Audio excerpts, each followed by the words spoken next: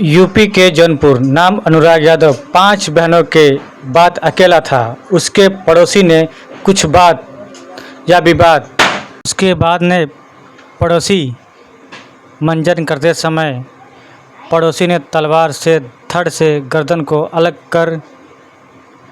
को लेकर माँ रो रही थी। इसके बाद 5 बेटियों पर एक बेटा हो, उसके बेटे को गला काट दिया जाए और जिसने देखा यह दिल दहलाने वाला घटना हो गई। यह घटना जौनपुर गौराबाद शाहपुर छोटा सा विभाग था। बताया जा रहा है यह 40 साल पुराना था। इस विवाद के महत्व 16 से 17 साल उम्र था। अनुराग यादव का कोई लेना देना नहीं था। उस परिवार का एक इकलौता बेटा था, लेकिन उसे तलवार से धड़ से गला काट दिया गया। इसकी सूचना परिवार में मिला। परिवार वाले हड़कंप में मच गया।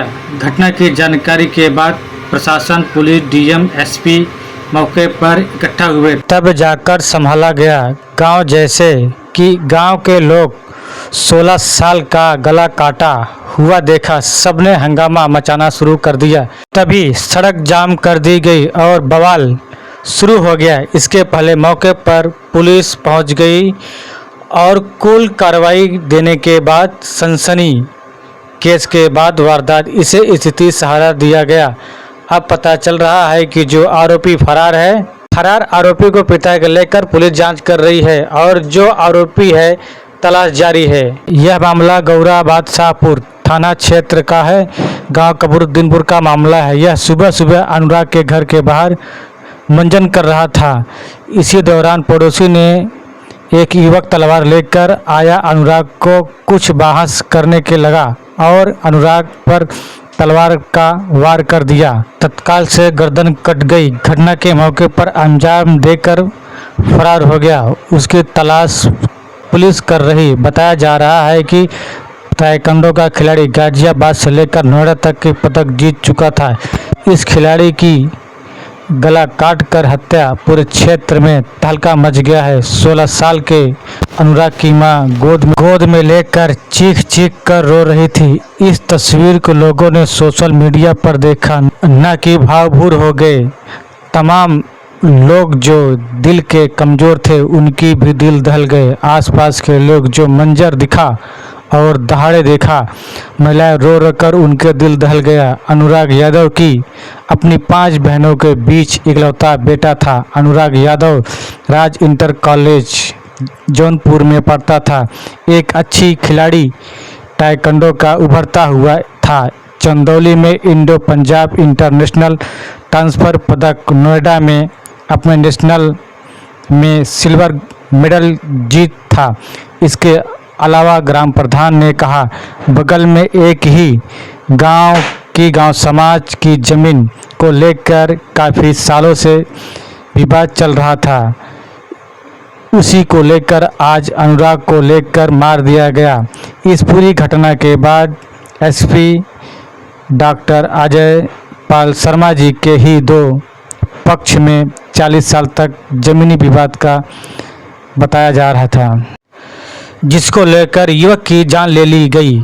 आरोपी के खिलाफ मुकदमा दर्ज करके कड़ी से कड़ी सजा कार्रवाई करने की कोशिश की जा रही है। वही मामले में जिलाधिकारी दिनेश चंद ने बताया कि जिनके यह कार्रवाई की है उसे कठोर कार्रवाई की जाएगी। बताया जा रहा है कि इन लोगों की 40 साल की विवाद बताई जा रही है। यह मामला सिविल कोर्ट में चल रहा है। जमीनी को लेकर यह वारदात हुई, जिसके मजिस्ट्रेट की जांच की करवाई जाएगी। ईवीएम टीवी राजस्व के दिया गया है। 3 दिन के अंदर संख्या मांगी गई है। इसके बाद कड़ी कार्रवाई की जाएगी। इस घटना के बाद दिल्ली से लखनऊ तक निंदा हो रही है। वहीं अखिलेश यादव ने सरकार पर निशाना साधा। अखिलेश यादव ट्विटर पर लिखा, एक अपराध आज की सरकार, एक विरोध बंद है। एक तरफ दोनों साथ साथ, दूसरी तरफ इतनी निष्क्रिय कमज़ोर होती जा रही है। अपराधी इतने ही ताकतवर और सक्रिय होते जा रहे हैं। पूरे यूपी का कहना है कि आज का भाजपा नहीं चाहिए, अखिलेश यादव निशाना साधा। और इसके अलावा तमाम तरीके की बात करते हुए इन्होंने कहा, आदित्यनाथ योगी सरकार पर सुनिए। प्रशासन समय समय पे निष्पक्ष कार्रवाई करे। प्रशासन अगर जनता की सुनने लगे तो आज घटना जौनपुर में जो हुई है ऐसी घटना नहीं होती। प्रशासन और सरकार के लोग न्याय नहीं दे पा रहे, इसीलिए इस तरह की घटनाएं हो रही हैं। जौनपुर में इससे पहले एक बिंद परिवार के नौजवान को पीट पीट करके पुलिस ने मार दिया। उसी जौनपुर में पुजारी यादव की भी हत्या हुई। अभी कुछ दिन पहले लखनऊ में आपने देखा होगा मोहित पांडे की हत्या हुई। उससे पहले गौतम जो दलित समाज से नौजवान था उसकी हत्या हुई। तो ये कस्टोडियल डेथ और पुलिस मनमानी कर रही है। इतना करप्शन और भ्रष्टाचार कभी नहीं हुआ होगा जितना इस सरकार में हो रहा है। और बीजेपी वाले बचाने वाले लोग नहीं हैं, बीजेपी के लोग फंसाने वाले लोग हैं। ये लोगों को फंसाते हैं, बचाते नहीं है, फंसाते हैं। और बीजेपी किसी की सगी नहीं है, ये हमसे मत पूछो, ये बीजेपी वालों से पूछो। और बीजेपी वालों से बेहतर कोई नहीं जानता होगा कि बीजेपी वाले किसी के सगे नहीं है। जिस तरह की वारदात हुई, हर आदमी का दिल दहल गया। फिलहाल अब पड़ोसी आरोपी की तलाश शुरू हो गई और माना जा रहा है कि जल्द ही पुलिस के ग्रुप में होगा। इस खबर में फिलहाल इतना ही। News SRB